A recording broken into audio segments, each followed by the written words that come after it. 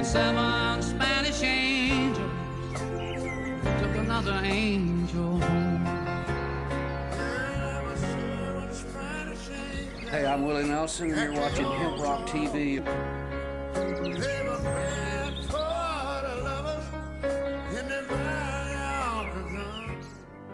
We don't run, and we don't compromise, we don't quit, we never do.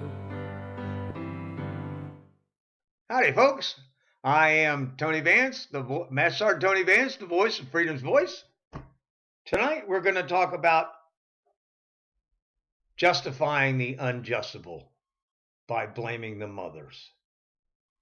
Cincinnati's WKRC Channel 12 ran a story claiming that marijuana use by pregnant women may cause brain damage in the fetus or later mental problems. Setting aside the fact that every one of these studies say may or might or could or possibly, we don't know, right? One must ignore 4,000 years of anecdotal evidence. Women have been using marijuana for menstrual cramps and morning sickness since ancient times, and there is no reported any evidence of any problems with birth or birth defects or any of that. It's just not there.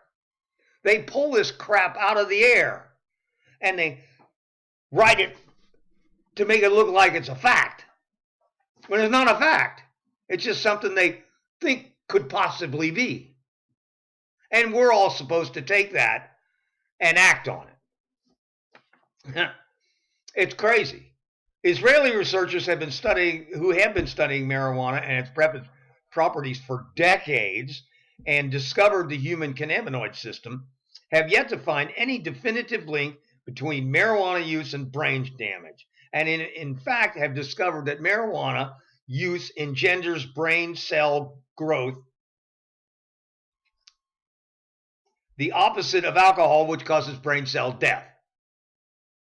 So your brain gets better when you're using marijuana instead of deteriorating when you use alcohol. The idea of brain damage came up after the publishing of a very questionable study from New Zealand, which claimed marijuana use causes schizophrenia.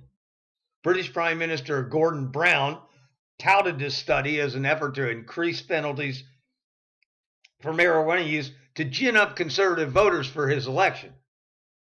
It was a big scandal, and his health minister quit over it.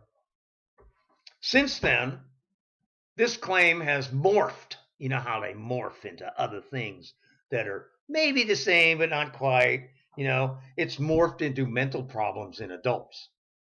So that's why I'm crazy. 50 years of marijuana use. Forget the fact that it took care of my PTSD and childhood trauma crap. I might be crazy.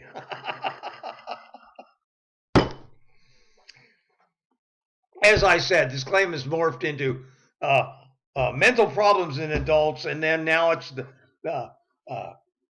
when that didn't get traction, now it's mental problems in teens. Of course, we get the children involved. That's, we can get you to believe it more. And now it has devolved to the fetus.